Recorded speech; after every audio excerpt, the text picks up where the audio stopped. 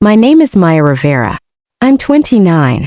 For 6 months, my life condensed into a twin bed that folded my knees wrong, a closet that still smelled like cinnamon and fake pine, and a stack of moving boxes I never opened. The guest room had a lamp with a lopsided shade and a framed picture of a beach we hadn't been to in 10 years.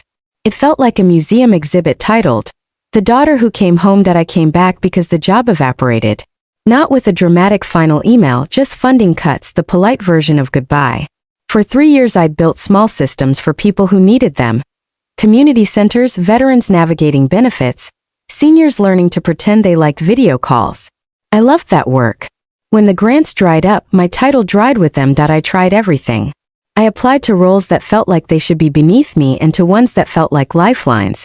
I took freelance fixes for local bakeries and dog walkers, designed a site, debugged a printer, set up email filters for people who still used password 123. My savings shrank faster than I expected. The city rent wouldn't wait for the economy to feel sorry for me, so I drove back to the cul-de-sac where the map of my childhood still fit in my head.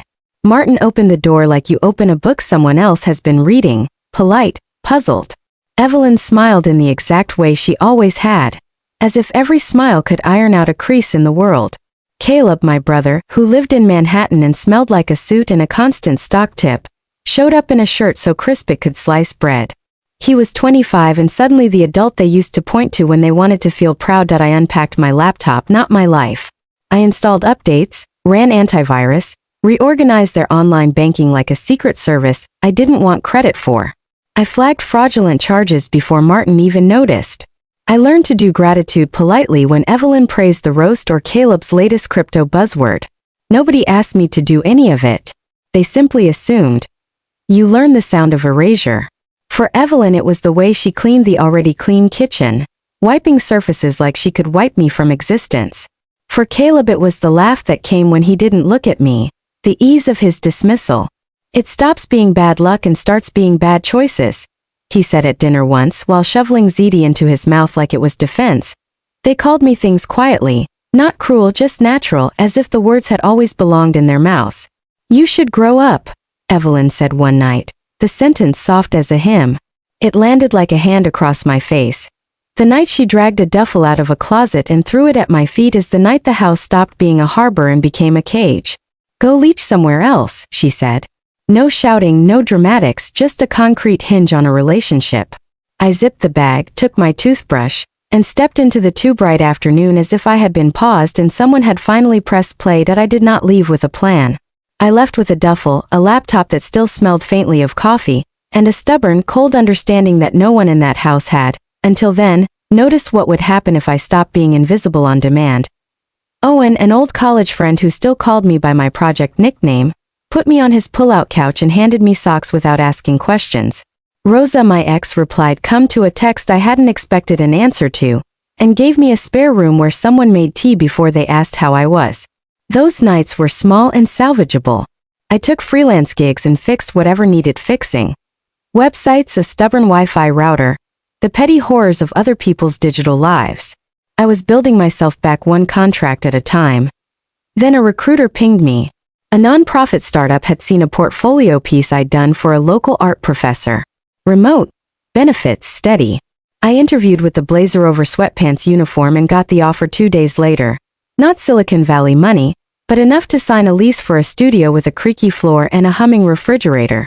The first night in my own place I sat on the floor with takeout and felt, for the first time in a long time, that the air was mine to breathe. 3 weeks into a life that felt like it was finally on my side, my phone lit up with Martin's name. I didn't answer. A text followed. Maya, why is the bank account frozen? For a ridiculous second I didn't connect the dots. Then memory unfurled. Before I left, I had set up their accounts. Martin couldn't be bothered with 2-factor prompts. Evelyn hated phone menus. They'd made me the secondary on everything, the recovery contact, the person who knew the answers to the questions they couldn't remember. I typed a reply that was exactly what I'd been feeling. Ask the leech. No softening, no emoji. What followed was a cascade. Calls, voicemails, Evelyn's messages layering hurt and demand. We can't pay the card. Call your father back. They called me cruel, ungrateful, and then, once the crisis landed at my feet, they knocked on my door. They came to my studio like pilgrims come looking for a miracle. Evelyn stood at the threshold with her purse hugged like armor. Martin seemed small in the new light, his tie crooked as if he'd dressed himself in a hurry to look like a man in control. They asked for help. Not apologies, not hugs, help. The irony tasted metallic in my mouth. I sat them down at my little table and walked them through every step. Changing passwords, re-anchoring accounts to recovery numbers, untangling an HSA portal that Caleb had accidentally flagged for fraud. I called tech support twice, typed until my fingers ached, answered questions I'd been answering for them for years. When we were done, Evelyn looked at me in a way I'd never seen before. Not with the police of disappointment, but with an exhausted, stunned apology. "We didn't realize how much you were doing," Martin said. It was half true. They hadn't wanted to know. They asked if I'd come back. I said I would not. I'd help now, I said, but I wasn't returning to be their after-hours tech or unpaid administrator. No more midnight texts that began, "Can you check?" and ended in me dropping everything to untie their tangles. Out, I told them. Out of the system, out of the queue. After they left, I sat in the silence of my studio and opened Google Drive. There it was, a shared folder with their names on it. Banking, do not delete.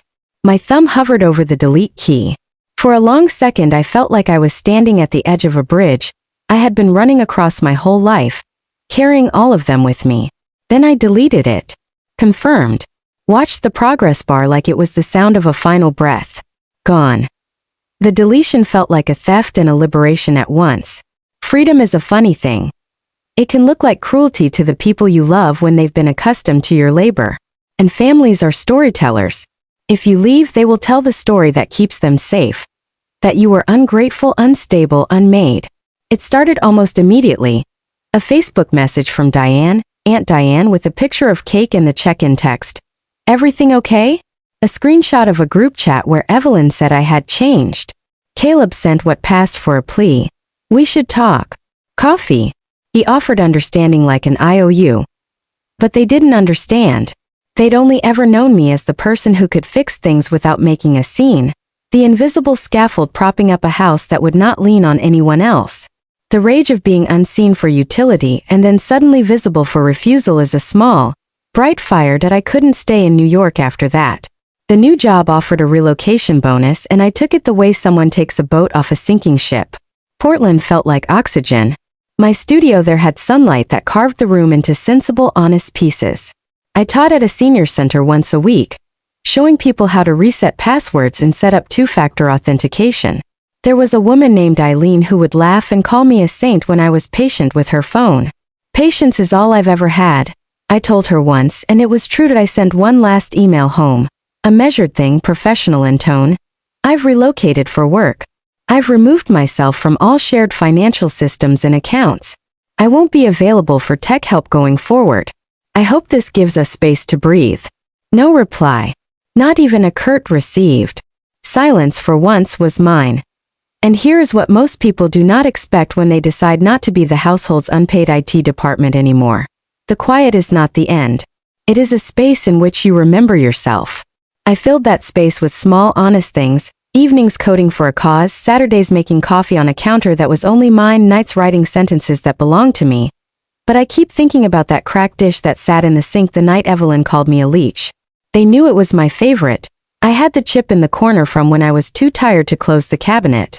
I used to set it at the table even though the other plates were pristine. It was the thing that proved I was here, that my presence left scratches. Did anyone notice when I stopped loading the dishwasher? Probably not. Did anyone see that the Wi-Fi stopped glitching? Not until they had to reset a password and stared at the spinning wheel of loading like it was foreign. Like the world had invented buffering just to punish them. People think the world will collapse without them. Until the water is cold and the lights go out, and then they learn who did the wiring data. So here's the part where I ask you a question, because I don't want this to be a neat morality play. I want it to be a mirror.